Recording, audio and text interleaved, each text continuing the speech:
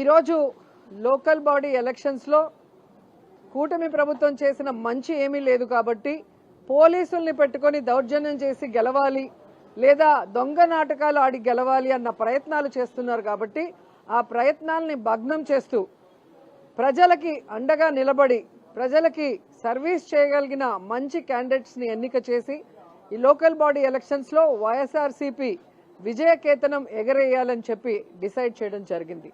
ఎందుకంటే గత ఎన్నికల్లో మీరు చూశారు, ఒక సైడ్ ఈవీఎంలని మేనేజ్ చేయడమే కాకుండా జగన్మోహన్ రెడ్డి ఇచ్చే సంక్షేమం ఇస్తూ అంతకు మించి 3 రెట్లు ఎక్కువగా అన్నీ ఇస్తాను అని చెప్పిన చంద్రబాబు కూటమి ప్రభుత్వం ఏ విధంగా అధికారంలోకి వచ్చాక ఇచ్చిన హామీల్ని నెరవేర్చకుండా జగన్మోహన్ రెడ్డి గారు చేస్తున్న సంక్షేమాన్ని కూడా తుంగలో తొక్కి ఈరోజు రాష్ట్రంలో ఉన్న ఎస్సీ ఎస్టీ బీసీ మైనారిటీ వర్గాల్ని ఎలా మోసం చేశారో మీరంతా కూడా కల్లారా చూశారు.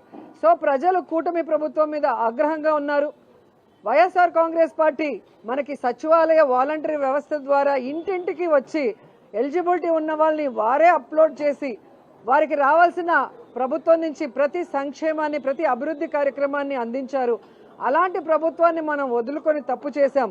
కనీసం స్థానిక ఎన్నికల్లో అయినా మనకి మంచి చేసిన వైఎస్ఆర్ కాంగ్రెస్ పార్టీ పక్షాన ఉండాలని ప్రజలందరూ కూడా ఈరోజు ముక్త కంఠంతో ఉన్నారు. కాబట్టి ఆ ఎన్నికలు అనేది మనం సక్రమంగా జరిపించుకోవాలి అని చెప్పి మా నాయకుడు పిలుపునివ్వడం జరిగింది.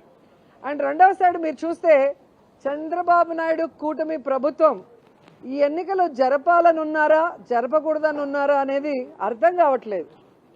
ఎందుకంటే దీంట్లో 2-3 విషయాలు మీరే గమనించుంటారు. కూటమి ప్రభుత్వం ఉండగా జరిగిన ఎస్ఐఆర్లో దాదాపుగా 45 లక్షలకి పైగా ఓట్లు డబుల్ ఫేక్ అండ్ అన్ఐడెంటిఫైడ్ అని చెప్పి వాళ్లే చెప్తున్నారు. కానీ ఇప్పుడు పాత ఓటర్ లిస్టు ద్వారా మేము ఎన్నికలు జరుపుతాము అంటే ఈ లేని 46 లక్షల ఓట్లతో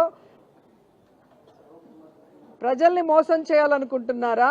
దొంగదారిన మీ క్యాండిడేట్లని గట్టెక్కించుకోవడానికి చూస్తున్నారా అని అడుగుతున్నాం.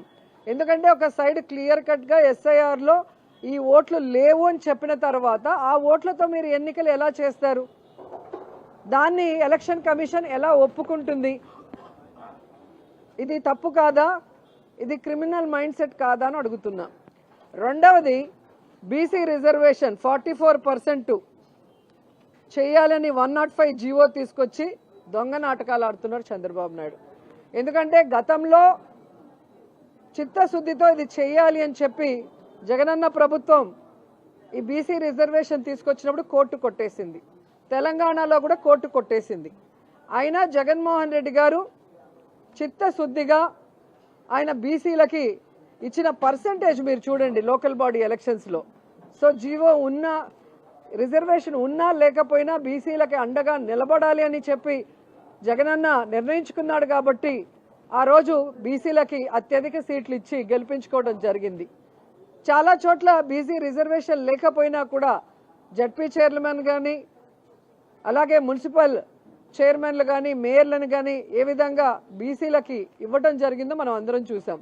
కానీ ఈరోజు 2 చోట్ల కోర్టు కొట్టేసిందన్న విషయం తెలిసి కూడా చంద్రబాబు నాయుడు మళ్ళీ ఈ జీవోని ఇచ్చాడంటే అర్థం ఏంటి? నేను ఇచ్చాను కానీ కోర్టు కొట్టేసి ఎలక్షన్ ఆపేసింది అని ఎలక్షన్ జరగకుండా ఉండటానికి దొంగ నాటకాలు ఆడుతున్నాడని నేను అడుగుతున్నా. మీకు చిత్తశుద్ధి ఉంటే మీరు ఎంతమందికి కావాలన్నా కూడా అంతమందికి మీరు లోకల్ బాడీలో ఇచ్చుకోవచ్చు కదా. ఎవరు మీకు అడ్డు చెప్పారు? కేవలం ఎప్పుడు చూసినా దొంగ మాటలు, వెన్నుపోట్లు, అబద్ధాలతోనే నడిపిస్తున్నారు. అందుకే మేమంటాం ఎన్డీఏ కూటమి అంటే నాటకాలు, డ్రామాలు, అబద్ధాలతో నడిచే కూటమి. ఇది ఎప్పుడు కూడా చెప్పింది చేయరు. సూపర్ 6, సూపర్ 7 అన్నారు. ఏం చేశారు దాంట్లో ఒకటి నాకు చెప్పండి. ఈరోజు ఒక కొత్త పెన్షన్ ఇచ్చారా? 50 ఏళ్లకే ఎస్సీ ఎస్టీ బీసీ మైనార్టీ వాళ్ళకి పెన్షన్ ఇస్తా అన్నారు. 50 ఏళ్ళు పూర్తయినా ఒక్కరికైనా ఇచ్చారా?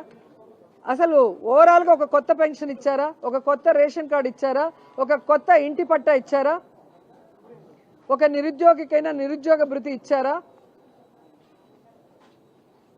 ఈరోజు ఏది కూడా చేయకుండా ఆల్మోస్ట్ 2.5 సంవత్సరం దాటిపోతున్నా ఇంకా కూడా కళ్ళకి గంతలు కట్టినట్టుగా దొంగ జీవోలు ఇచ్చుకుంటూ దొంగ మాటలు చెప్పుకుంటూ ఈరోజు పబ్బం గడపక్కోవాలనుకుంటున్న కూటమి ప్రభుత్వానికి బుద్ధి చెప్పాలి అని చెప్పి ప్రతి ఇంటికి కూడా మన వైఎస్ఆర్ కాంగ్రెస్ పార్టీ సైనికులు వెళ్ళాలి.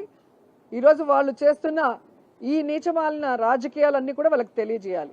ఎందుకంటే ఎన్నికలు వస్తే ఓటర్స్ మీద ప్రేమ వచ్చేస్తుంది. అవి చేస్తాం ఇవి చేస్తామని ఆ టైంకి బొంకుతారు, ఆ తర్వాత దొరకకుండా తిరుగుతారు.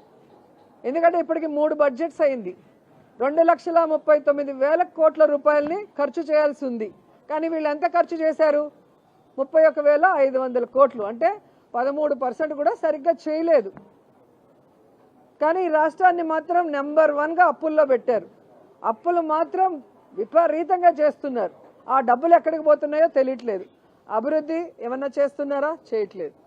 సంక్షేమం ఏమన్నా ఇస్తున్నారా? ఇవ్వట్లేదు. మరి ఈ అప్పు చేసిన డబ్బులు ఎక్కడికి వెళ్తున్నాయి? అమరావతి అన్న ఒక పేరు చెప్పుకొని ఆ పేరు ద్వారా దోచుకొని దాచుకుంటున్నారు అనేది నిజం కాదని అడుగుతున్నాను. ఈరోజు అన్ని ప్రాంతాల్ని అన్ని వర్గాల వారిని నాశనం చేసి రాష్ట్రం ఇప్పుడు వీళ్ళు అధికారం వచ్చి 2.5 సంవత్సరం వస్తుంది. అంటే దాదాపుగా 28-29 నెలలు అవుతుంది. ఈరోజు అభివృద్ధిలో 29 నెలలు వెనక్కి వెళ్ళిపోయింది. జగన్మోహన్ రెడ్డి గారు తీసుకొచ్చిన నాడు నేడు స్కూల్స్ రిఫార్మ్స్ అన్నీ కూడా తుంగలో దొక్కేశారు.